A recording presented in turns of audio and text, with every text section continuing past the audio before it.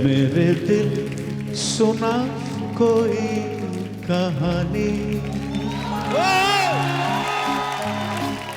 कपिल शर्मा जी मैं फिर से आ गया हूँ, आप बुलाए और मैं यहाँ हाजिर हूँ। लंबी सी एक डगर है जिंदगानी, चलिए शुरू करते हैं हंसाने की हम कहानी। चलिए शुरू करते हैं किशोरता की कहानी।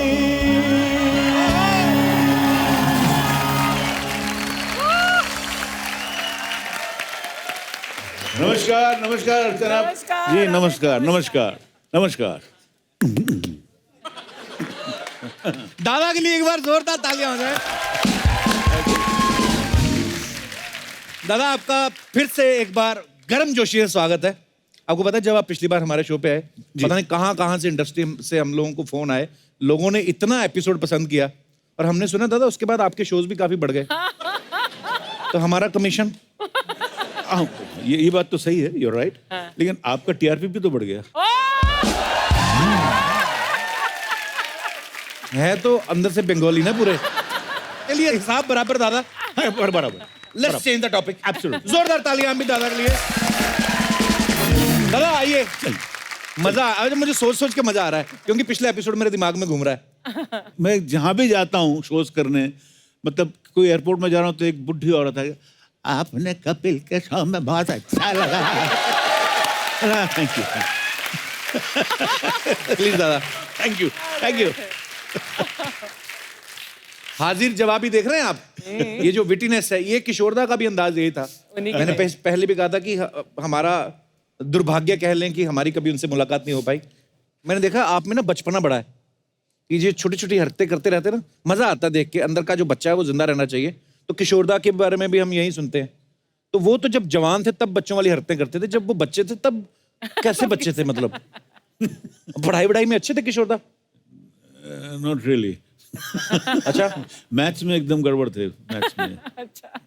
लेकिन हाँ, कॉलेज के जमाने में संगीत तो उनका बचपन से, जैसा कि मुझे बताते थे जी, कि उनके गुरु थे सैगल साहब को अच्छा फॉलो करते थे, उन्हीं से जो भी सीखा उन्हीं से सीखा।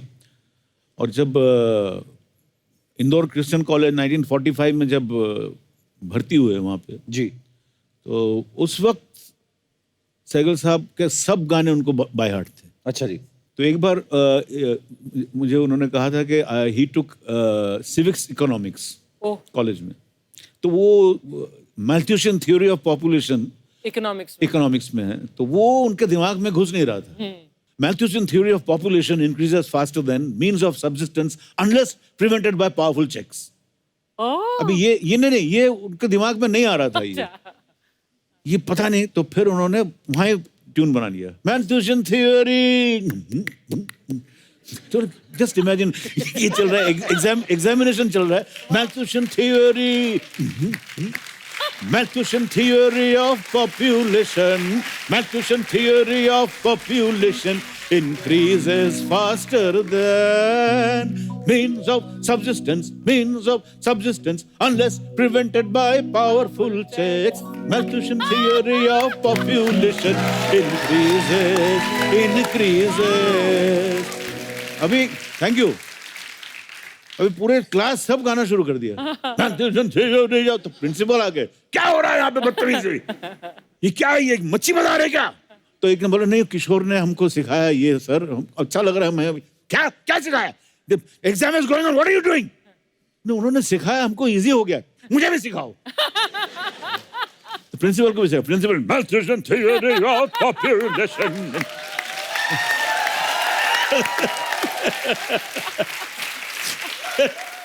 पर ना दादा, ये बात आपने मजाक में कही, लेकिन ये ना मैं अपने एजुकेशन सिस्टम में अगर एक दो चीजें ऐसी ऐड हो जाएं, पर ये अच्छा आइडिया दादा, बहुत अच्छा। ये म्यूजिकल तरीके से जिनका इंटरेस्ट हो। करेक्ट, वो उसी कॉलेज में वो अच्छा ही, मैं ऐसे बता रहा हूँ पिताजी के जो खूबियां थी, ये खूबियां थी, ये तो था ही उनमें। म्यूजिकल ये, और एक था he was a very good footballer. अच्छा जी। अच्छा और बहुत दुबले थे और बहुत शर्माते थे, मतलब he never used to show his body. तो जस्ट इमेजिन गर्मी के मौसम में इंदौर क्रिश्चियन कॉलेज में फुटबॉल मैच चल रहा है, सब जर्सी पहन के सब खेल रहे हैं, एक आदमी ओवरकोट पहन के खेल रहा है football, and that was my father. कैसा लगता है आप विजुअलाइज कीजिए, सब ड्रिबलिंग चल रहा है, एक आदमी ओवरकोट पहन के पूरे। कारण क्या है? नहीं, nobody to see my body, दुबले थे एकदम। पर अलग ही मैं, अंदाज। क्या बात है।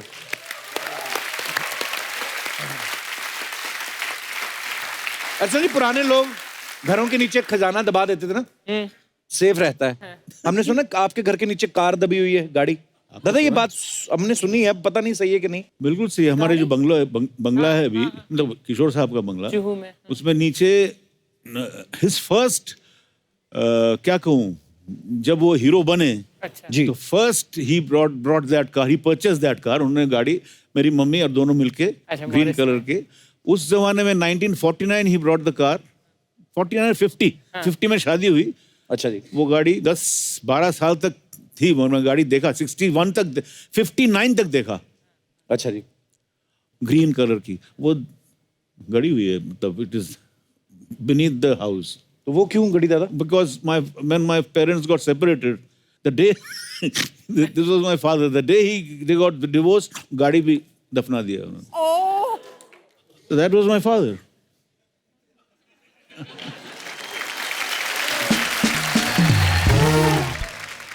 अच्छा, किशोरदा की इतनी सारी हम लोगों ने बातें सुनी है, किस्से सुनते रहते हैं। एक दादा हमने एक और बात सुनी थी, कहते हैं कि किशोरदा को जब तक चेक नहीं मिल जाता था उनका ये किस्सा हमारे किसी दोस्त ने सुनाया था। बोलते थे कि वो ना जब भी रिकॉर्डिंग पे जाते थे, मैं अभी आपसे कंफर्म करूंगा, तो चाय मंगवाते थे।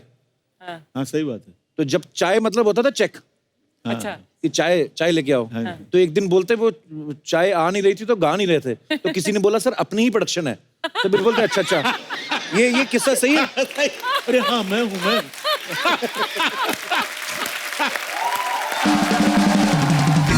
ऐसा करते थे किशोरदा? हाँ हाँ हाँ। He was very particular about payment. तो क्यों नहीं भाई? नहीं, बिल्कुल होना चाहिए। और उनके जो ड्राइवर कम सेक्रेटरी थे अब्दुल मुनाफ जी, अच्छा जी। वो चलती का नाम गाड़ी में आए थे एकदम एक्स्ट्रा के इसमें, उसके बाद धीरे धीरे वो सेक्रेटरी बन गए। अच्छा जी। वही सब डील करते थे। मैं था वो रिकॉर्डिंग में, जोशीला फिल्म, देव साहब हीरो, अच्छा जी। उसमें गाना था किसका रास्ता देखे। आहा। वाह तो पापा बैठे थे, रिहर्सल हो गया, तो अपने चोपड़ी में ऐसे कर रहे हैं, और अंदर मिक्सर रूम में हम लोग बैठे, पंचमदा बैठे सब। देव साहब, क्या हो रहा है, इतना लेट क्यों हो रहा है, किशोर क्यों नहीं टेक क्यों नहीं कर रहा है पंचम? मैं 1 मिनट में पूछता हूँ, दादा हाँ बोलो पंचम, टेक करें क्या? हाँ 1 मिनट। अब्दुल स्केल, अब्दुल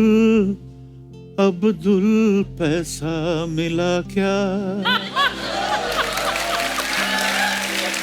जल्दी से बता दे। अब्दुल बोला मिल गया, चलो टेक करो। किसका रास्ता देखे है दिल है सौदा।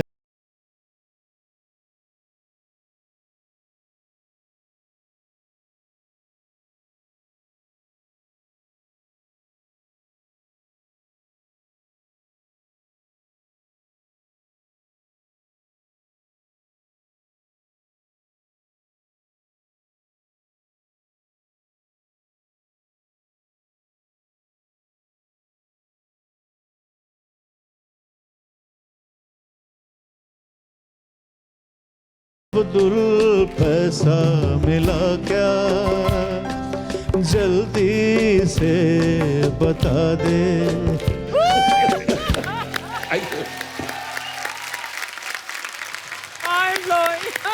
अब बारी है एक और गेस्ट को यहाँ पे बुलाने की, जो खुद भी किशोरदा के बहुत बड़े फैन है और आप सब इनके फैन है। Versatile singer and great mimicry artist, the one and only Sudesh Bhosle जी।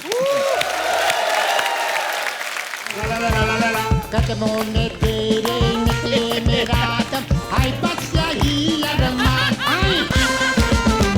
जहाँ तेरी ये नजर है मेरी जान मुझे खबर है, जहाँ तेरी ये नजर है मेरी जान मुझे खबर है, बच ना सका कोई आए कितने, लंबे हैं मेरे हाथ इतने, दरिया ध्यान किधर है, अरे मच गया शोर सारी नगरी रे, सारी नगरी रे, आया धीरज का बाका संभाल तेरी नगरी रे, और देखा ना हाय रे सोचा ना, हाय रे रख दी निशाने पे जान, कदमों में तेरे निकले मेरा दम, है बस यही अरमान, और है बस यही हिंता हिंता हिंता हिंता हिंता हिंता हिंता हिंता हिंता यो। Thank you thank you. दादा, आपकी और अमित दादा की प्रॉब्लम है एक, आप ना आते ही ग्रैंड फिनाले कर देते हो, तो लास्ट में मैं सोचता नहीं हम क्या करवाएं। दादा बहुत बहुत स्वागत है आपका। Thank you. क्या डिमांड आ रही है पब्लिक की तरफ से है? हाँ, सर क्या हो रहा है, 2 महीने पहले ये भी आए थे जी, 1.5 महीने पहले भी मैं भी आया था जी। दोबारा एक साथ आए, ऐसा लगता है हम दोनों की 2 महीनों में दूसरी बार कोई फिल्म रिलीज हो रही, प्रमोशन के लिए आए। और कपिल जी, दिल से कहता हूँ, एक तो अपने शो में बुलाने के लिए आपका, सोनी का बहुत बहुत शुक्रिया, सर हमारा सौभाग्य है जी। और इतने बड़े कलाकार को जो ट्रिब्यूट है उस शो में आपने उनके बेटे के साथ मुझे बुलाया, थैंक यू सो मच। अरे 2007 या 8 में एक शो आया था सोनी टीवी पे, के फॉर किशोर। हाँ जी, तो आप दोनों ने उसको जज किया था। हाँ, हम लोग दोनों दादा जज थे। उस समय आपने सोचा था एक दिन तक कपिल शर्मा शो आएगा और आप साथ में जाएंगे? सॉरी दादा, मैं अभी नहीं दादा- ये तो मैं 100% ये तो बोलूंगा मैं कि ये आपने जो हमको रिस्पेक्ट दिया, दादा ये मैं हमेशा सोचता था यार मुझे क्यों नहीं बुला रहे, मुझे क्यों नहीं बुला रहे, मेरे में क्या कमी है। दादा वो नहीं बोलते तो कैसे बोलता, क्या कमी है, कैसे? अरे क्या कमी है मुझ में जो मुझे बुलाया नहीं तुमने, कपिल है। और हमको भूल गए थे लोग। Thank you very much. अरे दादा आई लव यू दादा। सुदेश जी किशोरदा को अपना गुरु तो मानते ही हैं, लेकिन इनका सौभाग्य है कि इन्होंने उनके साथ बहुत काम भी किया है। तो दादा उनके साथ काम ही होता था, मस्ती बहुत होती होगी फिर तो किशोरदा के साथ। मतलब हम जब भी रिहर्सल्स करने जाते थे इनके बंगले पर, तो मेरा तो कुछ काम होता नहीं था, मैं तो एंकर था उनका। अच्छा जी। उनको जब थोड़ा सा चाय वाय पीने जाता, थोड़ी सी मिमिक्री कर लेता था। हमारा जो ग्रुप था मेलोडी मेकर्स, वो पूना से आता था। बहुत ब्यूटीफुल। अच्छा जी। तो किशोरदा, जैसे मैंने कहा कि 30 गानों की लिस्ट देते थे, वो बेचारे पूरा बाय हार्ट करके पूना से मुंबई आते थे बंगले पे। अच्छा जी। तो रिहर्सल किसी और 30 गानों की करते थे। और जब स्टेज पे पहुंचते थे और भी चेंज, और कोई 30 गाने, और फिर बोलते भी थे, हम तो रिहर्सल करते ही नहीं। अच्छा दादा, किशोरदा और बच्चन साहब का भी कॉम्बिनेशन बड़ा कमाल का था, जी। जैसे शराबी के गाने हैं। जी। दादा कुछ बताइए ना उनके बारे में भी। तो शराबी का होगा ना, तो मैं जैसे आदत से मजबूर हूँ, जी तो गाना तो सिर्फ सुनाऊंगा नहीं, जी। थोड़े बच्चन साहब आएंगे अरे सर मजा आ रहा है। और उसके बाद थोड़े से मुंशी जी भी आएंगे। अच्छा जी। मुंशी जी, हमारी जिंदगी का तंबू 3 बम्बों पे खड़ा है मुंशी जी। हमारी जिंदगी का तंबू 3 बम्बों पे खड़ा है, शायरी, शराब और आप। इन तीनों में से अगर एक बम्बू भी हिल गया तो हमारी जिंदगी का तंबू खड़ जाएगा। आप ही कहते हैं ना मुंशी जी कि औरत जब तक मर्द की जिंदगी में ना आए, मर्द की बात में वजन पैदा नहीं होता। बात में वजन पैदा करते करते मुंशी जी हमारा वजन कम हो गया। अगर ये मोमबत्तियां बुझने से पहले वो नहीं आई तो मुंशी जी जिंदगी भर के लिए हमें मोमबत्तियों से नफरत हो जाएगी। लेकिन एक बात कही मुंशी जी, वो आएगी जरूर, वो जरूर आएगी। वाह वाह वाह वाह बेटे विकी, वो आएगी, जरूर जरूर आएगी, लेकिन उसके लिए अपनी शायरी में थोड़ा दम लाओ, थोड़ा वजन लाओ। ये वजन मिलता कहाँ है मुंशी जी? दिल की दुकान पर दिल की बाजार में बेटे, अगर वो नहीं आएगी बेटे तो ये आ जाएगी।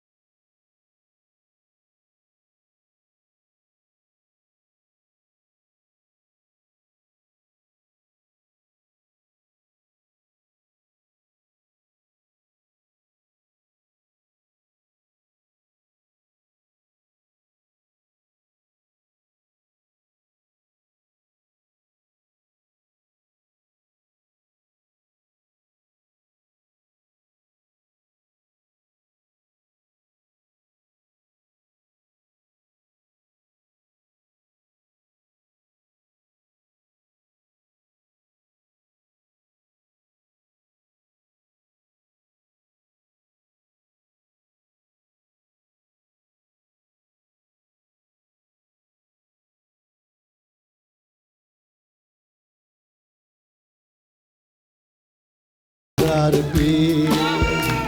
1, 2, 3, 4. Yeah.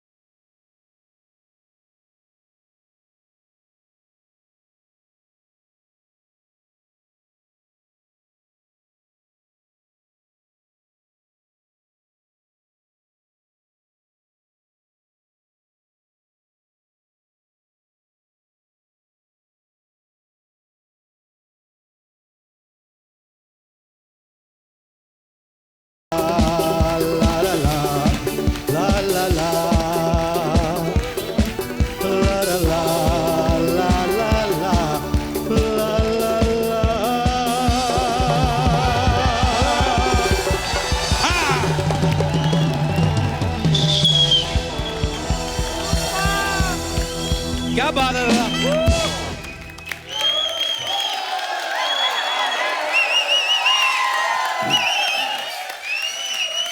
अच्छा सुदेश जी, देखने में लगता है जैसे कि Punjab and Maharashtra bank type के कोई सीईओ एमडी टाइप होंगे। ये गाते हैं तो एकदम से कलाकार इनका ऐसा निकलता था, क्या बात है, मजा आ गया।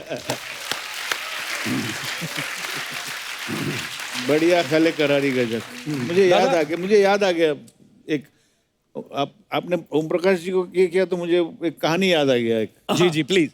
गजक के ऊपर, गजक खाने वाली गजक, गजक। मूंगफली गुड़ की। नहीं, हाँ, मीठा मीठा। हाँ तो ऐसा हुआ था बहुत साल पहले, ये एक फिल्म बनी थी नौकरी, जिसमें पिताजी ने काम किया था, बिमल रॉय की। अच्छा उसमें एक सीक्वेंस था जहाँ पे नौकरी ढूंढते हुए फिर सैड होके नौकरी मिलती नहीं है तो एक पार्क में आता है कलकत्ते में, शाम का वक्त है, नहीं सैड बैठे हुए, वहाँ पे एक वो भेलपुरी वाला भेलपुरी बना रहा है, फुचका, और वो गाना गा रहा है, बढ़िया खाले करारी गजक।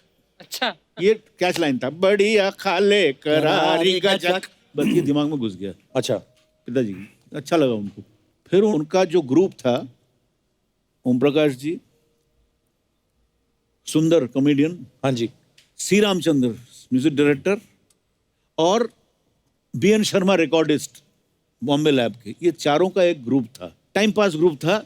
और पिताजी ने शुरू किया कि बढ़िया खाले करारी गजक, ये हम कहीं भी मिलेंगे, किसी भी वक्त बोलना ही है। अच्छा। अगर नहीं बोलोगे तो 100 रुपया फाइन। कैसे समझ लो, कहीं सिग्नल में पिताजी आए तो अचानक यहाँ से ओम प्रकाश जी आए तो जो पहले देखा, पिताजी ने देखा, बढ़िया खाले, बढ़िया खाले करारी गजक। ये तो ये चलता रहा, अभी करारी गजक चलता रहा, बढ़िया खाले करारी गजक। अगर नहीं बोलो तो 100 रुपया फाइन। अभी एक फिल्म बनी थी चाचा जिंदाबाद। अच्छा। ओम प्रकाश जी डायरेक्टर थे, प्रोड्यूसर हीरो थे बाबा। अभी उस वक्त पिताजी as an actor he was so busy, तो उनका शिफ्ट था, तीन शिफ्ट करते थे, तो आरके स्टूडियो में शूटिंग कर रहे थे। तो वहां से फोन किया मोहन स्टूडियो में, चाचा जिंदाबाद, बोला मैं 2 घंटा आ रहा हूँ, बढ़िया खा ले। हाँ बढ़िया खा ले, बोलो अच्छा ठीक है तू आजा, जल्दी आजा।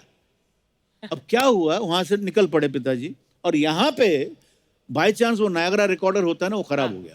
अभी वो जो ओम प्रकाश जी यूनिट मेंबर्स को डांट रहे हैं अपने उस टाइम में, मैं ऐसा कर रहे हो, किशोर आएगा 2 घंटा मुझे दे रहा है और मेरा ये खराब हो गया है, अब क्या होगा। इतने में गाड़ी की एंट्री पिताजी की। अब पिताजी देख रहे हैं वहां पे ओम प्रकाश डांट रहे हैं यूनिट को, तो वहां से पिताजी बढ़िया खा ले, बढ़िया खा ले, करारी गजब, फिर डांटना शुरू किया।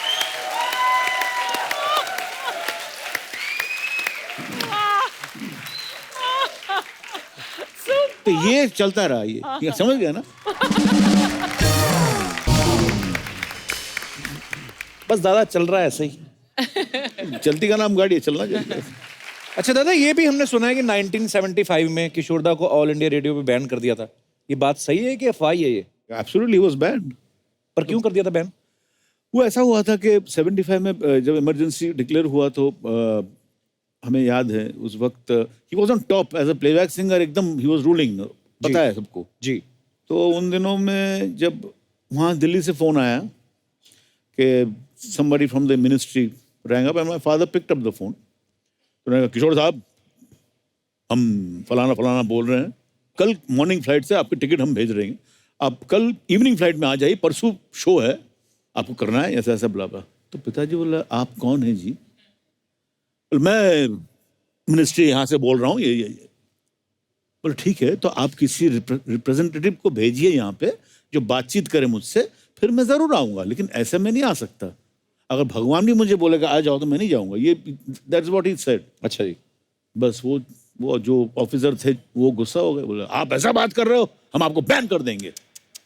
तो फिर बोले ठीक है कर दो भैया बैन, वैसे ही मैं थका हुआ हूँ, हाँ काफी पैसे हैं मेरे पास, मेरे को घूमना है। धाड़ रख दिया phone. Within 2 hours he was banned। 2 घंटे के बाद। कितने वक्त के लिए बैन थे? 1 साल, उसके बाद बैन लिफ्ट हो गया।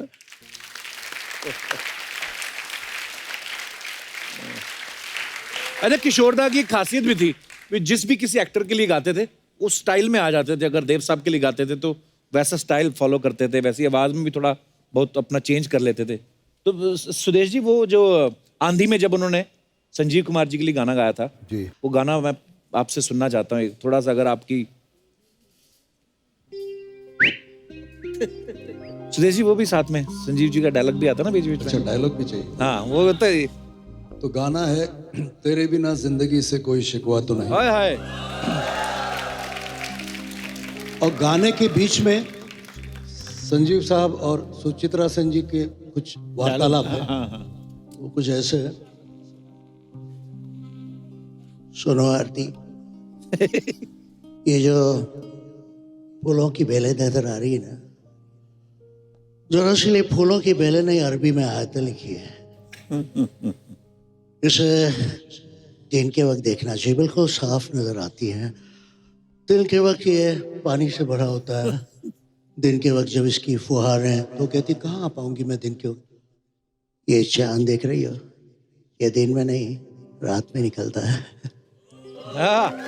तुम जो कह दो तो आज की रात चांद डूबेगा नहीं। क्या बात है। सुदेश जी, आप तो बहुत सारे सिंगर्स की आवाजें निकालते, बहुत सारे एक्टर्स की आवाजें निकालते हो। कभी ऐसा हुआ किसी शो में आप गए हो तो कोई दूसरा सिंगर ना आया हो, ऑर्गेनाइजर ने कहा हो आप ही चिपका दो? ऐसा हुआ था एक बार। मतलब ये आवाज जो बदलती है ना मेरी जी, वो कभी कभी अपने आप बदलती है। हाँ। अच्छा जी। एक बार हुआ, ये अभी उन दिनों की बात है जब शब्बीर कुमार फुल फॉर्म में थे। अच्छा जी। मतलब कूली, एक जान है, बेताब, तीनों एक साथ रिलीज हुई जी। और उन्होंने भी मेलोडी मेकर्स के साथ बंगाल में शोज किए। अब उनको 15 दिन मैंने सुना, उसके बाद उनके बगैर हमारा शो था पूना में। अच्छा जी। तो बस मेरी आवाज़ बदल गई। पर्वतों से आज मैं टकरा गया, तुमने दिया आवाज, लो मैं आ गया। तो ऐसे कभी। और एक बार मैं आशा जी के साथ पुणे गया था, अच्छा जी। और रास्ते में कुछ ऐसी प्रॉब्लम हुई थी, तो बात करते करते उनके शो से पहले उनकी आवाज़ बैठ गई। अब वो डर गई कि अब क्या करूं, तो मैंने कहा मैं हूं ना। बोले तू मेरे गाने गाएगा? बोला हाँ मैं गाऊंगा, मैं कोशिश करूंगा। तो अब यकीन नहीं करेंगे सर, मतलब वो गा रही थी और मैंने सारे गाने उनके साथ खड़े रह के 2 घंटे साथ में पैरेलल गाए। क्या बात कर और फिर आखिरी 5 गानों में उनकी आवाज़ खुल गई थी। तो फिर उन्होंने कहा सुदेश आज तूने मुझे बचा लिया, दूसरा कोई होता तो विंग्स में खड़े होके मजे लेता। तो ऐसा भी कभी क्यों होता है, लेकिन क्योंकि थैंक यू सर, थोड़ा सा हो जाए कैसे हाँ, क्या? तो जैसे किशोर दा का ये किस्सा सुना रहा हूँ। मैंने पिछले शो में अमित जी का एक गाना गाया था, लैला ओ लैला अलग अलग आवाज़ में। तो एक बार किशोर दा का शो पूना में था, और मैंने, हमारे एक मराठी में एक गाना है बड़ा फेमस है, ये रे पाऊसा तुला देतो पैसा, मतलब बारिश तू आजा तुझे पैसे देते हैं। तो पैसा झाला खोटा, पाऊस आला मोठा। आजकल के बच्चे क्योंकि फिल्मी गानों में ज़्यादा रस लेते हैं, तो उनको फिल्मी स्टाइल में ये गाने सिखाएंगे। तो सबसे पहले हेमंत दा के पास गए।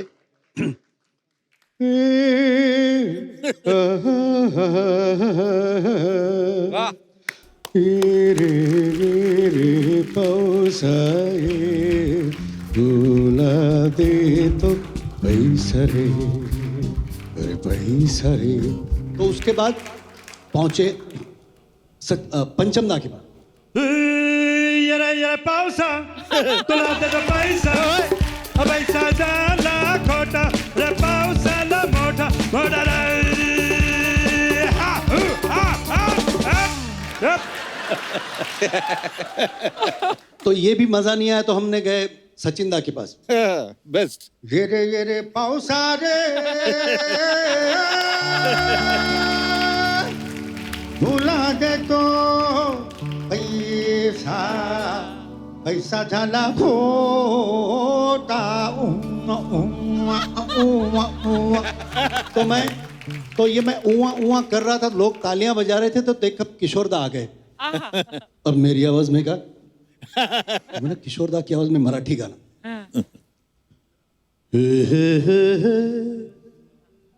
ओ हो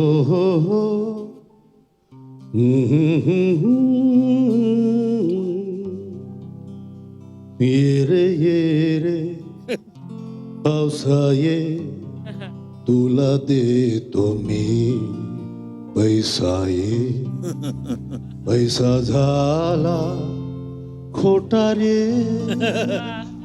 पाऊसाला मोठा रे। मैंने कहा किशोर दा ऐसे तो पाउस नहीं आएगा, कुछ मस्ती हो जाए। Thank you.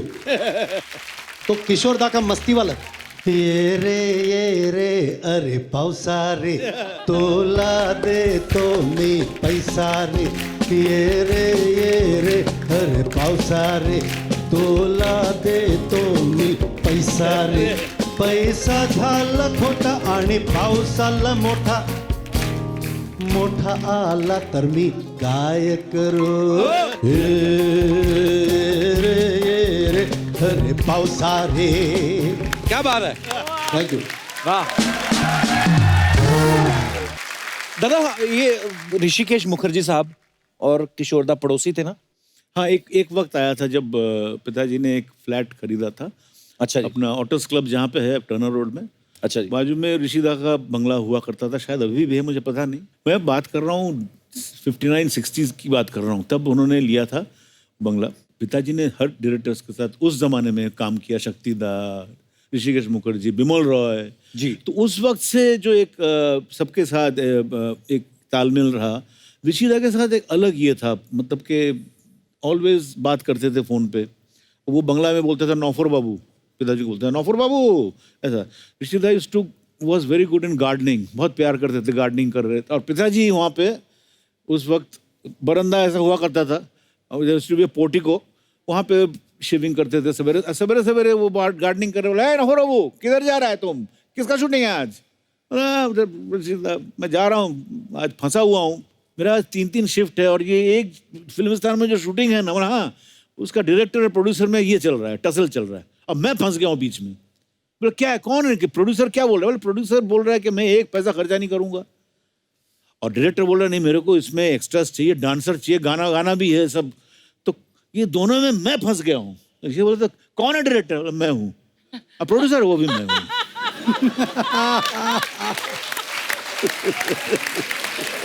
वाह, क्या बात है। ये थे किशोरदा। पर हम लोग तो टीवी पे करते हैं चलो लोगों को एंटरटेन करने के लिए, वो तो रियल लाइफ में 24 घंटे ऐसे थे। मैं अभी एक आपके यहाँ पे आपका जो शो है कपिल जी इतना फेमस है, मैं कहना चाहता हूँ कि मैंने ये इस नवंबर से मैं शुरू कर रहा हूँ। I am writing a book on my father. मैं आपसे पूछने वाला था कि इतने मजेदार किस्से हैं, लोगों को पढ़ने को मिलने चाहिए। यस, तो मैं लिखने शुरू कर रहा हूँ, 1-1.5 साल लगेंगे। Okay. My father through my eyes, अच्छा, सन्स आईज। मैं उनके बारे में बोलूंगा, फिर मेरे बारे में ही बोलूंगा।